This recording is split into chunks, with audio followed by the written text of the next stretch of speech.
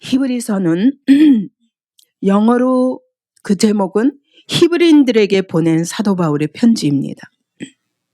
다시 말하면 수신자가 히브리인들이 있는 겁니다. 유대인 신자들이에요. 유대인 신자라는 것은 하나님을 모르는 것도 아닙니다. 성경을 모르는 것도 아닙니다. 메시아를 기다리지 않는 것도 아닙니다. 그들은 율법을 지키지 않는 것도 아니요. 하나님을 향한 열심이 없는 것도 아닙니다. 그럼에도 불구하고 그들이 잘못 믿고 있다는 것입니다. 그러던 자리에서 예수님을 바로 그 메시아가 우리가 기다리던 그 메시아가 예수님이라고 붙잡기는 붙잡고 개종을 했습니다. 그런데도 불구하고 예수 그리스도를 충분히 알지 못하는 것입니다. 다시 말하면 오늘 우리가 신앙생활을 하긴 합니다. 왜 히브리인들에게 주시는 그 성경이 오늘 우리가 붙잡아야 할 약속인가? 오늘 우리가 하나님을 압니다. 성경도 압니다. 예수님이 메시아라는 것도 믿습니다. 그리고 신앙생활의 열심도 있습니다. 그러나 예수 그리스도를 온전히 알지 못함으로 인해서 예수님의 십자가에서 이루신 그 언약 다 이루었다 하시는 이 말씀의 내용이 무엇인가를 알지 못함으로 인하여 우리의 삶에 이 하나님의 축복의 약속이 임하지 못하는 것입니다. 이런 가운데 내가 놓여있는 자임을 깨닫고 히브리서에 임하시기 바랍니다. 그래서 결론적으로는 히브리서 전체를 통해서 말하는 것입니다. 도의 초보를 버려라. 유대교가 알았던 하나님은 초보에 불과한 것이다. 완전한 대로 나아갈지니라. 예수 그리스도께서 십자가에서 못 박혀 죽으셔서 다 이루었다 하시는 그 언약이 어떤 언약인가를 바로 붙잡아라. 신앙생활이 그냥 머리로 아니라 몸으로 아니라 너의 영혼에 임하여야 된다는 겁니다. 십자가의 능력이 내 영혼에 임하여서 그러면 날마다 우리는 새롭게 일어날 수밖에 없고 우리의 신앙생활은 반드시 승리할 수밖에 없다. 예수 안에서는 패배라는 게 없다. 예수 안에서는 뒤로 물러가는 법이 없다. 예수 안에서는 하나님의 약속이 이루어지지 않는 것이 없다. 믿음으로 붙잡아라. 그리스도 안에서 자유하라. 이런 약속들을 다시 새롭게 하는 것이 바로 히브리서입니다. 그럴 수밖에 없었던 것은 그들이 또 개종은 했지만 예수 그리스도를 아직 잘 모르는 상태에서 사도행전 8장 1절에 보면 스데반의 순교 이후 예루살렘에 있는 교회에 큰 박해가 임한 것입니다.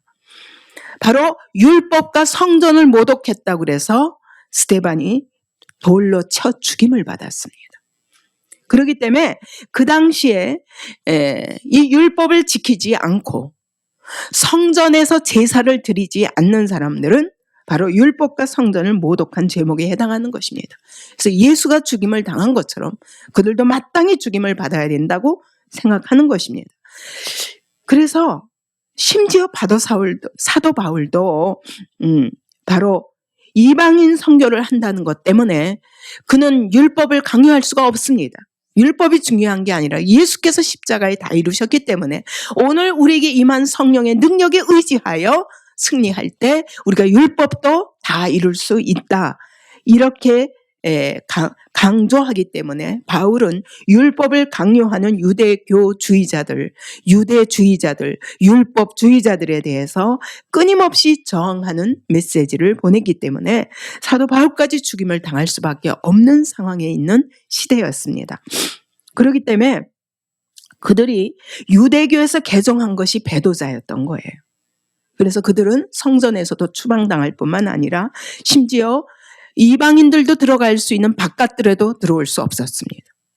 그리고 모든 제사법과 유대교의 특권, 그 당시 유대교를 믿는 자들에게 이루어지는 모든 특권에서 제외되었고 메시아를 기다린다고 하던 자들이 배도했고 그리고 이단에 빠졌다고 박해를 받았습니다.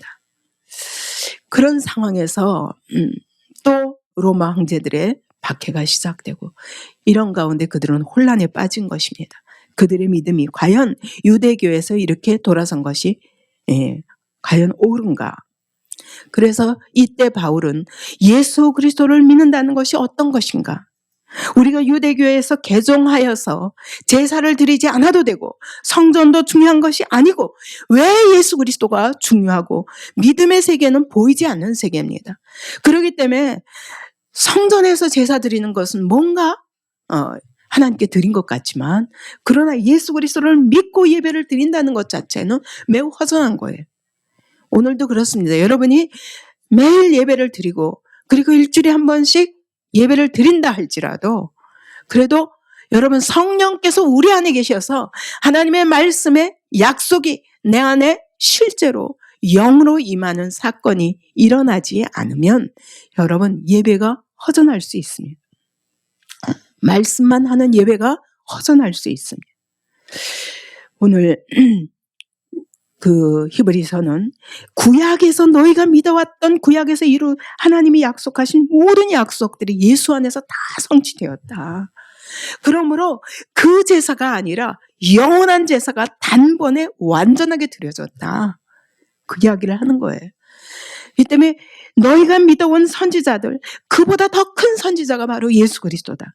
너희가 천사들을 통해서 하나님을 만난다고 생각했지만 아니다. 천사들은 예수 그리스도의 종들에 불과하다. 예수 그리스도는 바로 하나님의 아들이시기 때문에 그분은 바로 보좌 위에 앉으셨다. 바로 그분이 하나님이시다. 이런 말씀들을 이해할 수가 없는 거예요.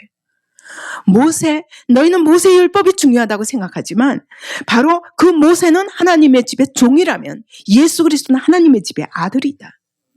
4장에서는 여호수아를 통해서 가나안 땅에 들어가는 것을 안식이라고 말했지. 근데 그 안식은 완전한 안식이 아니었어. 그래서 가나안에 못 들어가는 자도 있었을 뿐만 아니라 가나안에 들어간 자들도 다 망해서 바벨론 포로가 되지 않았냐? 그 안식은 완전한 안식이 아니라 예수 그리스도를 통해서 이루어지는 이 안식이야말로 완전한 안식이다. 그 안식에 들어가야 된다. 아론의 계열의 제사장들 많지, 숫자가 많지. 왜 많은 줄 알아? 그들은 또 죽고 또 죽고 또 죽기 때문에 또 다른 제사장을 세워야 되는 거야. 그러나 하나님의 아들 예수 그리스도는 영원히 계시는 분이야. 그분은 완전한 제사를 짐승의 피로 드린 것이 아니라 자기 피로 드리셨다고. 완전한 제사야. 죄 없으신 하나님의 아들이 자기 피로 제사를 드렸다니까. 그렇게 해서 완전히 우리에게 원래 주시고 사셨던 그 완전한 언약을 그분이 십자가에서 일방적으로 이루시고 오늘 이 선물을 받아라 하시는 것이 바로 우리가 믿는 예수다. 그러므로 우리는 더 나은 소망이 있다. 더 좋은 언약의 보증이시다. 예수님은. 그분은 더 좋은 제물이다. 그분은 더 나은 본향으로 우리를 들어가게 하시며 더 좋은 부활을 약속하셨다. 그러므로 이 구원은 구약에서 말씀하시는 구원보다 더 큰 구원이다. 그분은 더 큰 제사장이다. 이 땅에서 드리는 장막은 그거는 텐트와 같다. 저 하늘에서 예수께서 하나님의 보좌 위에서 드린 제사는 완전한 성전, 주께서 세우신 성전, 하늘 성전에서 이루어진 것이야. 이 싸움은 이 땅에서의 우리의 싸움과 다른 것이야. 더 큰 싸움을 그분은 저 하늘에서 다 이루셨다니까. 그러므로 이제는 믿음으로 말미암아 그 상을 얻어라. 더 큰 상이 우리 안에 있다. 더 큰 안위가 우리 안에 있다. 그분은 더 큰 목자시오. 여기에 허다한 증인, 큰 무리의 증인들이 있다. 바로 구약의 모든 모세와 또 갑자기 아벨과 또 노아와 그 모든 사람들이 아브라함과 그 모든 사람들이 이 예수 그리스도가 메시아라는 걸 믿고 죽은 거야. 그래서 이제는 제발 그것 지나간 거 붙잡지 마. 지나간 거 그건 갖다 버려라. 이제 새 것 예수 그리스도로 말미암아 완전한 새 것이 우리 안에 이루어졌다. 여러분, 언약이라는 게 뭡니까? 언약은 이 히브리어로 말하면 브리트라고 합니다. 브리트. 근데 그 브리트라는 뜻이 뭐냐면 쪼개다라는 뜻이에요. 하나님이 말씀하시는 언약은 우리가 사람과 사람끼리 하는 언약과 다른 거예요. 말로 맺은 언약입니다. 그죠? 그래서 언약이라고 합니다. 말로 맺은 약속입니다. 그런데 하나님과 우리와 맺은, 하나님이 말씀을 통해서 우리에게 맺은 언약은 우리가 사람끼리 나누는 약속하고는 전혀 다른 거예요. 사람은 그렇습니다. 브리트와 같아서 하나님도 사실은 그렇습니다. 하나님의 약속도 그렇지만 사람은 절대로 약속을 제대로 지킬 수가 없습니다. 우리의 상황에 따라서, 현실에 따라서, 우리의 마음에 따라서 얼마든지 우리의 마음이 변하기 때문에, 그리고 우리가 약속을 지킬 능력이 없는 사람들입니다. 이 때문에 사람과 사람의 약속은 지켜지지 않습니다. 근데 하나님이 우리에게 하신 말의 언약은 절대로 지켜야만 됩니다. 그래서 브리트는 쪼개는 거예요. 짐승을 갖다 놓고 하나님이 아브라함에게 약속하실 때도 자, 짐승을 가져와라 그랬어요. 왜? 약속을 할 때마다 짐승을 갖다 놓고 쪼갭니다. 쪼개서 각을 떠서 딱 반을 잘라놓고 이렇게 뼈채로 그냥 갈라놓고, 만약 이 약속을 어길 경우에는 이와 같이 어기는 자가 죽게 될 것이다. 이게 하나님의 언약이에요. 이게 옛 언약이에요. 하나님은 그렇게 이스라엘 백성과 약속을 하셨어요. 근데 이것은 사람이 알아서 하는 게 아니라 하나님이 찾아오셔서 이스라엘 백성과 이 약속을 하셨어요. 하나님이 일방적으로 오셔서 인간에게 내가 너희를 얼마나 사랑하는가, 이 사랑을 알고 다시 원래 내가 너희를 지은 대로 회복하라는 겁니다. 그러면서 맺어준 언약인데, 자, 그것이 옛 언약이에요. 그래서 만약 이 언약을 안 지킬 경우에는 어때요? 이와 같이 쪼개지리라. 어떤 자가? 어긴 자가. 그런데 여러분, 우리가 그 언약을 지켰습니까? 아담과 하와가 배반하고, 그러고 나서부터 하나님은 계속 짐승의 피로 제사를 드리게 하셨습니다. 왜냐? 이거는 모형과 그림자라.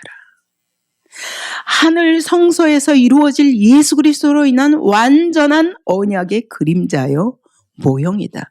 여러분, 그림자는 명확하게 잘 보이지 않습니다. 그죠? 그냥 희미하게, 그리고 그림자는 있다가 실체가 없어지면 사라지는 거예요. 그리고 그림자만 보면 우리가 이런 저기 사람이 있구나 라고는 알 수 있지만 그 사람이 어떻게 생겼는지는 절대로 볼 수 없습니다. 그와 같이 오늘 땅에서 이루어지는 제사는 하늘의 그림자에 불과하기 때문에 이건 불완전한 것이에요. 왜? 자, 이걸 어긴 사람이 쪼개져야 되는데 너 대신 짐승을 쪼개가지고 그래가지고 그 죄가 사해지겠냐고요. 그래서 하나님이 일방적으로 하나님의 아들을 이 땅에 보내셔서 그 아들을 십자가에서 쪼개버리신 것이다는 거예요. 다시 말하면 하나님이 자기 자신의 피를 흘리면서까지 너희에게 일방적으로 이 사랑을 믿어라. 이 사랑을 믿어라. 그런데 우리는 이 사랑에는 관심 없이 제사의 형식에만 매여 있고 율법의 형식에만 매여 있는 거예요. 하나님 앞에 이렇게 살지 않으면 안 돼 라는 걸 깨닫는 것 가지고는 부족한 거예요. 왜? 우리에게는 지킬 힘이 없기 때문에.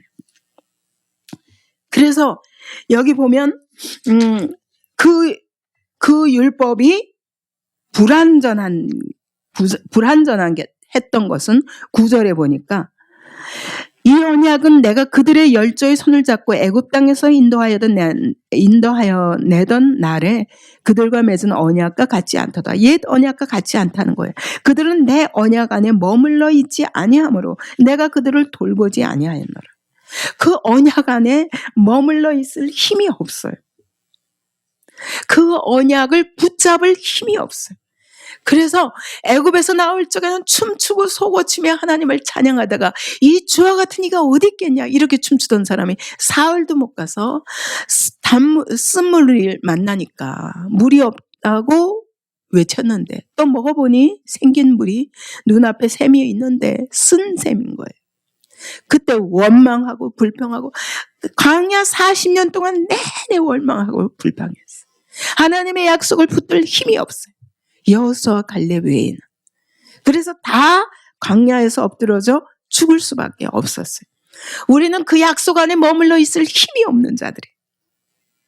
그런데 예수님이 하나님의 아들이 보좌를 버리고 이 땅에 오셔서 그가 친히 자기의 몸을 쪼개셔서 더 좋은 예물, 완전한 예물. 왜? 죄가 없으신 분이시기 때문에 죄인을 대신해서 죽으실 수 있었고 그것이 우리에게 영원한 용서가 될 수 있었다는 거예요. 그래서 예수님이 십자가에서 죽으신 사건은 이것이 바로 제사의 실체라는 거예요. 하나님께서 하늘에서 예비하신 제사라는 거예요. 그분은 애당초 이 언약을 맺으실 때 성자 예수 그리스도를 이 땅에 보내셔서 그 아들을 십자가에서 쪼개서라도 이 언약을 이루시겠다는 놀라운 사랑의 의지를 가지고 이 언약을 하신 것이지 너희를 기대한 게 아니라는 거예요. 그 하늘 성소야말로 더 크고 온전한 장막이라는 거예요. 거기서 완전한 제사를 드려주셨다는 거예요. 그래서 이 땅에서는 많은 제사장들이 많은 제사를 날마다 드려도 그래도 그 제사는 완전한 제사가 아니었기 때문에 계속 거듭거듭 드릴 수밖에 없었지만 그러나 예수님은 단번에 완전한 제사를 드려주셨어요. 이 하늘에 있는 성전은 모세에게 산에서 네게 보이던 본을 따라 지으라고 성막을 그렇게 본을 보여주셨는데 바로 그 본이라는 거예요. 하늘 성소가. 하늘의 성전이 있다는 거예요. 여러분 그렇기 때문에 여기서 우리는 이 말씀을 통해서 예수님이 십자가에서 이루셨을 뿐만 아니라 오늘 예배를 드릴 때마다 하늘에서 드려진 제사를 여러분 믿음으로 이 땅에 끌어내리는 믿음이 있어야 돼요. 이게 예배 드리는 자의 자세예요. 그래서 하늘 성소에서 예수님을 통해서 다 이루신 이 완전한 제사가 오늘도 내 삶에 임하고 내 영혼에 임하도록 하는 것은 나의 믿음의 자세예요. 그래서 그걸 지금 강조하고 있는 거예요. 오늘 여러분 제 예배 드릴 때 어떻게 예배를 드립니까? 아, 그래 알아. 알긴 알지만 나는 할 수 없는 자야. 다 아니라고. 십자가에서 다 이루신 그 예수님의 승리를 오늘 내 삶의 믿음으로 제발 끌어내리라고. 그리고 내 영혼에 이루어지고 내 삶에 이루어지도록 하나님이 그것을 보장하셨다고. 그래서 더 좋은 언약의 중보자라고 말하는 거예요. 그냥 이후로 오실 예수 그리스도 이후로 임할 천국이 아니라 오늘 내 삶에 이루어질 약속이라는 거예요. 오늘 내 삶에 하나님의 천국이 이루어진다는 거예요. 여러분 이게 그렇게 어렵더라고요. 이 사실을 믿고 그걸 믿음으로 받아 우리의 삶 속에 그 승리를 이루는 것이 너무 어렵더라고요. 여러분 이 자리까지 가시기 바랍니다. 예수님이 십자가에서 죽으시기까지 나를 사랑하신 그 사랑의 실체가 여러분이 모든 예배마다 붙잡아지기 바랍니다. 그리고 그 사랑이 내 영혼에 누려지기 바랍니다. 그때 비로소 완전한 자유, 기쁨이 충만한 거예요. 그건 상황과 상관없는 거예요. 내 감정과 상관없는 거예요. 내게 지금 맞닥뜨린 나의 현실과 상관없는 거예요. 이 사람들도 왜 실패했습니까? 눈앞에 보이는 현실 때문에 예수께서 십자가에서 이루신 그 승리가 안 보이는 거예요.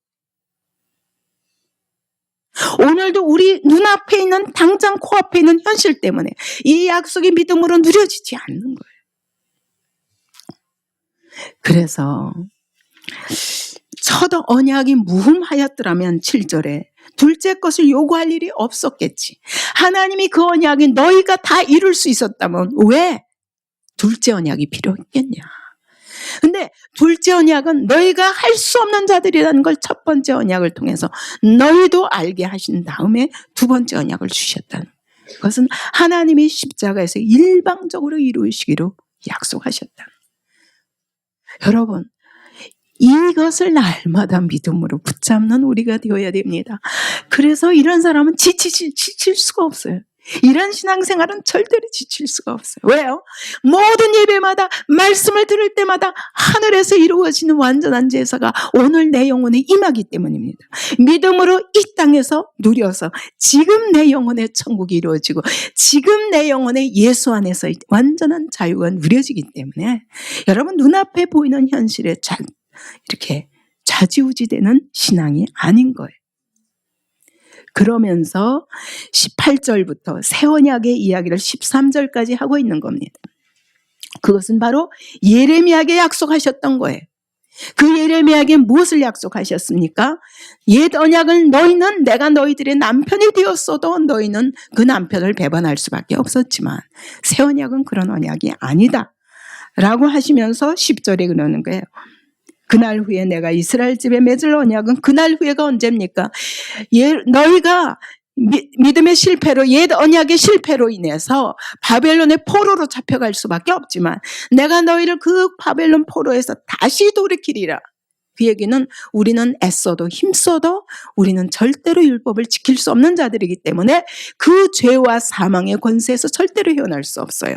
그런데 거기서 내가 다시 건져낼 새 약속을 그 이후에 주리라. 예수 그리스도를 통해서 주리라 하시면서 그 언약은 이것이니 내 법을 그들의 생각에 두고 그들의 마음에 이것을 기록하리라. 나는 그들에게 하나님이 되고 그들은 내게 내 백성이 되리라. 여러분 이게 무슨 말씀입니까? 율법을 돌판에 썼을 적에는 아무리 돌판을 바라보고 이 앞에다 갖다 놓고 이스라엘 백성들이 그것을 섬기면서 지킨다고 해도 못 지켰다고 거예요. 그런데 하나님이 그런 법 아니라 너의 마음에다가 아예 내가 너의 생각에다가 이 법을 기록해버리리라. 그래서 여러분 이렇게 성령께서 오셔서 내 생각을 완전히 바꿔주시고 성령께서 오셔서 내 마음에 완전히 하나님 법을 기록해버리면요. 여러분 실패해도요 낙심할 수가 없어요. 아무리 내가 나는 안 되는구나 실망해도요 또 일어나게 돼요. 왜냐하면 성령께서 내 안에 계셔서 계속 생각을 멈출 수가 없어요. 우리는 이 순종을 멈출 수가 없어요. 그리스도께 더 가까이 나아가는 일을 멈출 수가 없어요. 성령님이 내 안에 오시면 하나님의 법이 기록되어서 또 실패해도 또 일어나서 또 하려고 그러고 또 하려고 그러고 이렇게 다시 시작할 힘을 주시는 거예요. 이게 성령의 법이에요. 우리는 약속을 절대로 지킬 수 없지만 하나님은 약속을 어기는 법이 없어요. 일방적으로 그 언약을 다 이루어 놓으시고 자 내가 바로 네가 쪼개어져 죽어야 할 너를 대신해서 하나님의 아들 예수 그리스도를 쪼개어 죽이면서까지 내가 일방적으로 이 사랑의 언약을 너에게 주노라. 이 사랑을 받아라. 이 사랑을 받아라. 여러분 성경에 보면 66권 전체가 어떤 분이 이렇게 얘기합니다. 하나님의 약속의 모음집이다. 성경은. 이 성경에 수많은 성경이 있다는 거예요. 그런데 스펄전 목사님은 이걸 또 다 세어보셨대요. 세어봤더니 32,500가지가 있더라는 거예요. 이 성경에. 여러분 그래서 성경을 읽는 게 즐거운 거예요. 내가 통독해야지 그래서 되는 게 아니라 여러분 이 32,500가지의 이 약속을 내 삶에 누려도 여러분 날마다 우리는 날아가듯 살 거예요. 독수리 날개치며 날아가듯 살 거예요. 그 약속은 우리처럼 지켜지지 않는 약속이 아니라 나보고 지키라는 약속이 아니라 하나님께서 일방적으로 이 약속을 다 십자가에서 이루었으니 이 약속을 받아 믿음으로 받아 누려라. 이게 성경이에요. 그러므로 여러분 성경을 읽는 일은 너무너무 신나는 일입니다. 하나님의 약속의 말씀대로 사는 것은 너무 신나는 일입니다. 32,500가지의 이 모든 약속들이 내 삶에 이루어지는 약속입니다. 그래서 이 약속을 붙잡고 사는 것이 우리에게 즐거움인 거예요. 리빙스턴 그 아프리카 선교사 16년 동안 아프리카에서 선교하신 그분은 그동안 16년 동안 27번이나 죽을 고비를 넘겼답니다. 흑인들에게 아프리카 사람들에게 돌을 맞아서 죽을 뻔도 하고 그리고 그 정글을 다니면서 사자에게 물려서 그래서 아예 오른팔은 거의 쓸 수 없을 만큼 상했다는 거예요. 그러면서도 그가 다시 병들고 늙은 몸으로도 다시 그 글래스고 대학교에서 박사학위를 받은 다음에 나는 다시 돌아가겠다. 그 늙은 몸으로도 그렇게 고백할 때 사람들이 물었답니다. 무슨 힘으로 또 거기를 아프리카로 다시 가려느냐. 그랬더니 그가 한 이야기는 예수님의 약속 때문이다. 예수님이 우리에게 주신 약속 때문이다. 보라, 내가 세상 끝날까지 너희와 항상 함께 있으리라. 내가 어디로 가든 그분이 나와 함께 하시기 때문에 나는 거기로 가야 된다. 네. 실제로 그 아프리카 사람들이 이 사람을 통해서 복음을 듣고 나중에는 그가 거기서 죽은 다음에 어떤 사람이 기도하는 가운데 기도하며 그대로 죽어있는 모습을 발견했다고 그러는데, 그리고 나서 그들이 그 시체를 발견하고 이분으로부터 우리가 약속을 받았는데, 그러면서 그분의 심장은 거기 아프리카 땅에다 묻고 그 남은 시체를 그대로 뜨거운 햇볕에 말려서 미이라를 만들어서 그대로 모시고 갔다는, 그 당시에는 많은 시간이 걸리잖아. 그만큼 그를 사랑했다는 거예요. 여러분, 하나님의 약속을 붙들고 살 때 이런 힘이 생기는 거예요. 그래서 오늘 저는 히브리서를 통해서 우리 성도들이 진짜 이 새 언약을 붙잡고 넘어진 자리에서 다시 일어나는 그런 믿음의 힘을 가지는 기회가 됐으면 좋겠습니다. 그러려면 어떻게 시작해야 되냐? 다시 시작하는 방법까지 하나님 가르쳐 주시는 겁니다. 그게 뭐냐? 10절에 나는 그들에게 이 약속을 하신 거예요.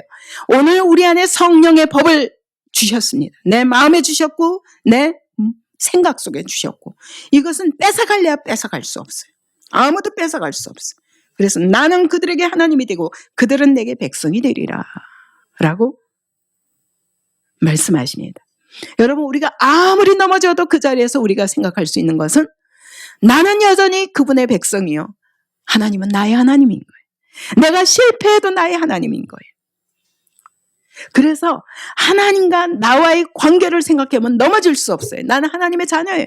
그분은 나의 아버지요, 나는 그분의 자녀예요. 아버지는 절대로 자녀를 버리지 않습니다. 자녀는 아버지를 잊어버릴 수 있지만 아버지는 자녀를 절대로 잊지 못합니다. 그래서 이걸 생각하면 언제든지 그 자리에서 일어날 수 있는 거예요. 이번에 호코교에서 아웅이 그렇게 고백하더라고요. 제가 믿음이 떨어지는 것에 대해서 원인과 또 일어나는 방법에 대해서 얘기할 때 아웅이 그런 얘기예요. 자기는 절대로 흔들릴 수 없는 믿음을 갖고 있다는 거예요. 상황이 무엇이나 어떤 상황과 어떤 여건 앞에서도 자기는 절대로 잃어버릴 수 없는 믿음을 가졌다는 거예요. 그러면서 자기에 대해서는 염려하지 마시라고. 저는 목사님의 설교를 들을 때마다 내 마음하고 똑같다 그러고 듣는다는 거예요. 그러면서 하는 얘기가 하나님과 저와의 관계는 튼튼합니다. 너무너무 예쁘고 감사해서, 예. 여러분, 우리 모두에게 이런 고백이 있어야 됩니다. 왠 줄 아십니까? 그분이 나의 아버지요, 나는 그의 자녀예요. 그분이 나의 왕이시요, 나는 그분의 백성이요. 이 관계는 하나님이 십자가에서 일방적으로 이루어 주신 것이기 때문에 절대로 버려지지 않는 것입니다. 이것 때문에 우리가 어떤 넘어진 자리에서도 또다시 일어날 수 있습니다. 11절에는 이렇게 말씀합니다. 각각 자기 나라 사람과 각각 자기 형제를 가르쳐 이르기를 주를 알라 하지 아니할 것은 그들이 작은 자로부터 큰 자까지 다 나를 알미라. 여러분, 이것은 지식적으로 구약 백성이 알았던 것처럼 지식적으로 아는 알미 아니에요. 우리 안에 성령의 생명이 들어온 거예요. 하나님의 생명이 우리 안에 심겨진 것입니다. 그렇기 때문에 여러분, 마치 이거는 아들과 아버지를 아무리 분리시켜놔도 여러분 그건 어디다 멀리 떨어뜨려 놔도 여전히 아버지요. 여전히 아들이에요. 왜냐하면 그 생명을 받아가지고요. 닮았거든요. 우리 안에 하나님의 생명이 들어와 있습니다. 그렇기 때문에 이거는 모를래야 모를 수 없어요. 그래서 언제든지 이 알을 계속 더 만들어가기 위해서 그분과 교제를 해야 돼요. 그래서 그분과의 교제를 오늘 내 안에 성령님이 들어와 계시기 때문에 그 성령님은 탄식하시면 내가 그분을 거스릴 때에도 탄식하시며 우리를 위하여 간구하시는 자라고 그랬어요. 그리고 이 성령님은 하나님의 사랑이 너희 마음에 부음받았다고 말씀하시고 로마서 5장에서는 여러분 성령님은 하나님의 사랑이에요. 하나님의 생명이 내 안에 들어와 있으면 하나님의 사랑도 이거 끊어질 수가 없습니다. 다시 붙잡으라는 거예요. 너희 마음을 성소 삼아 그분이 여기에 임재해 계신 것을 믿음으로 붙잡으라는 것입니다. 그리고 더 깊이 알아가라는 거예요. 여러분 이거는 말씀을 붙잡고 순종하면서 이루어지는 겁니다. 그러면서 그분과 나와의 관계가 이루어지는 거예요. 그래서 어떤 상황 속에서도 하나님의 약속을 붙잡고 순종할 때 우리 안에 이 알미 더 풍성해져 갑니다. 그분과 나와의 직접적인 교제가 커져가는 것입니다.